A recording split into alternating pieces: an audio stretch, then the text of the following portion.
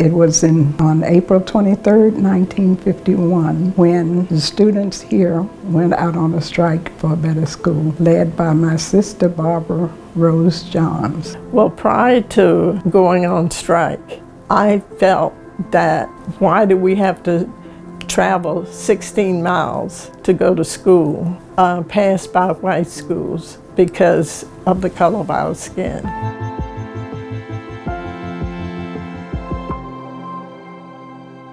When you compare what the students at Moton had to the students that were attending school at some of our all-white schools here in Prince Edward, it was night and day. It was here at Moton High School on April 23rd, 1951, that Barbara Johns and her fellow students staged a strike in protest of the segregated and overcrowded and inadequate facilities that they endured. Black schools had hand-me-down books that had derogatory remarks in them. They had pages torn out. We had secondhand buses. We were being programmed for failure. Inadequacy was the name of the game, but we were supposed to look another way because it's okay because you're colored. That student strike resulted then in a court case called Davis versus County School Board of Prince Edward. Became one of the 5 cases that eventually were decided by the Supreme Court under the name Brown v. Board of Education. The bus accident that happened a month prior to the strike, the school bus was crossing railroad tracks. The school bus stalled across the tracks. The train sheared off the back of the bus, and Moton students were killed. One of those students was one of Barbara's best friends. And so for Barbara, as she thinks about this idea that she and her classmates deserve more, she confides in a music teacher by the name of Miss Inez Davenport. And Miss Davenport looks at her and says, well, if these are the concerns that you have, why don't you do something about it? Barbara said she felt she dismissed her with that reply. So she thought many a day of how to go about making the situation better. And so she would reach out to classmates within the student body that she knew commanded the respect of their peers. They met in secret out on the football field and plotted their protest. And they would begin work towards the idea that she had conceived, which was a student walkout. The day of the strike started as any normal school day. The teachers got a note to come to the auditorium. Well, we thought that we were coming to the auditorium for Principal Boyd Jones. But what Barbara had done, she had one of the students on her committee to go downtown and call back to the school and pretend he was a white businessman, saying that there were students down at the station misbehaving. That lured the principal out of the school. The students and the teachers assembled. The teachers were asked to leave. But when we got into the auditorium and the curtains opened, lo and behold, instead of our principal being on stage, there was my sister Barbara. Joan was sitting about 3 rows in front of me. And I wondered, what was she doing? And I just squirmed down in my seat as far as I could go. Barbara started to talk. She said we didn't have to take secondhand conditions anymore. We didn't need to take the crumbs from the table. She was telling us we needed to go out on a strike for a better school, and that all we needed to do was to follow her. And she said, and God was on our side, so it was the right time. And one of the students got up and said, well, what if we have to go to jail? They sent us to jail. We didn't have to worry about anything happening to us because the Farmville jail couldn't hold all of us. Because the school was built for 180 capacity, and when we went on strike, it was over 450. All of the students were shocked, and I was as well. And everyone thought she had told me about it, but she hadn't said a word. But Barbara was so persuasive, and she had that type of personality. And by the time she finished with the speech, everyone began to follow her out.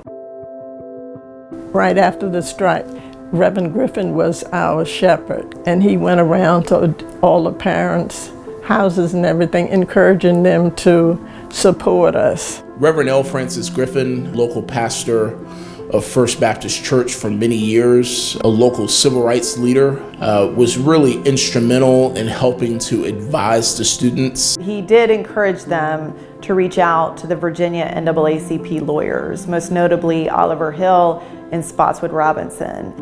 The NAACP attorneys came down and met with us, met with all the parents. They had a meeting at First Baptist Church. The sanctuary was standing room only. During the conversation, Mr. Purval, who was a former principal of Moton High School and was seen as a sort of liaison to the white community, stood up and said, "Are we doing the right thing? The school board's promised us land. Why don't we just wait?" And Barbara got up at the pulpit at First Baptist Church. She's 16 and she's a woman.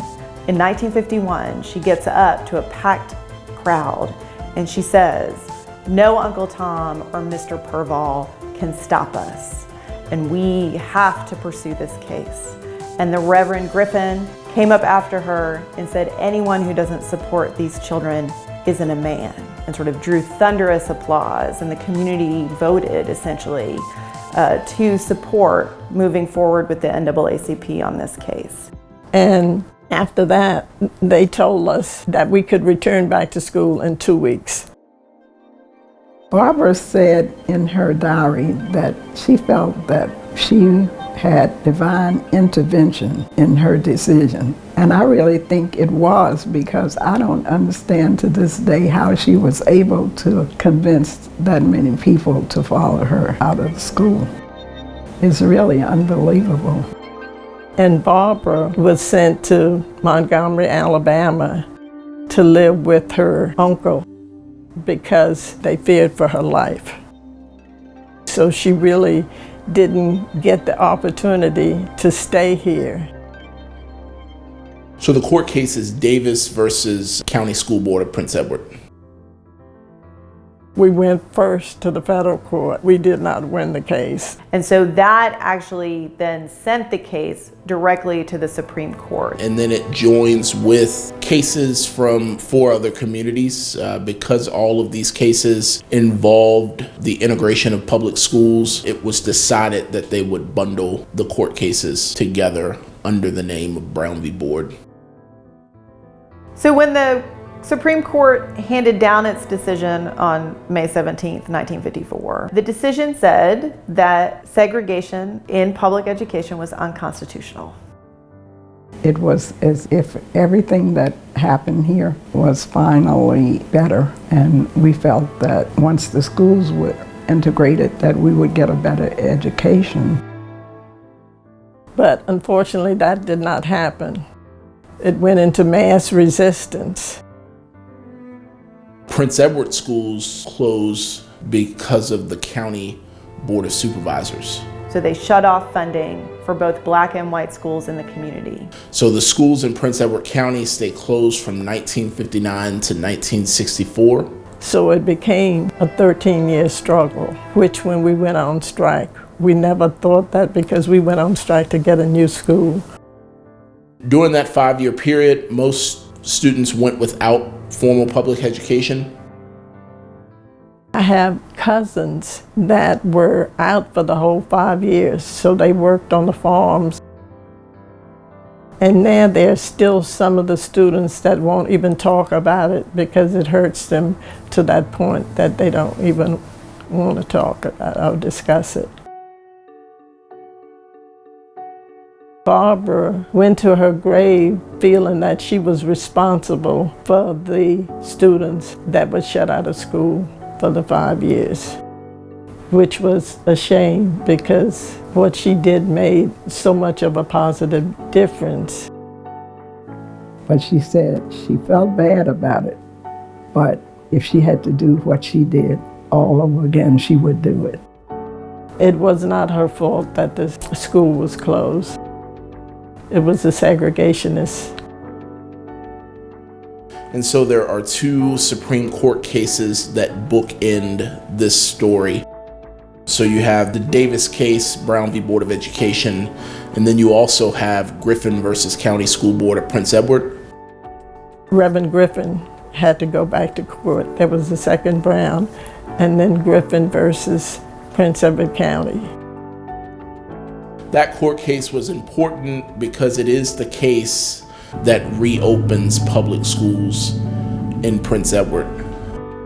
And in May of '64, the Supreme Court ruled that in fact closing public schools in a county violated the constitutional rights of children here in Prince Edward. It helps to stop other localities from doing what Prince Edward did when it closed its public schools. Southern states were watching very closely, and if Prince Edward County had succeeded, other counties and communities would have pursued the same strategy to defund public education. You know, there are different apologies and different things that are given because of what happened, but you can't erase what happened to those students for 5 years that were shut out from education. Prince Edward County saved public education for all American children.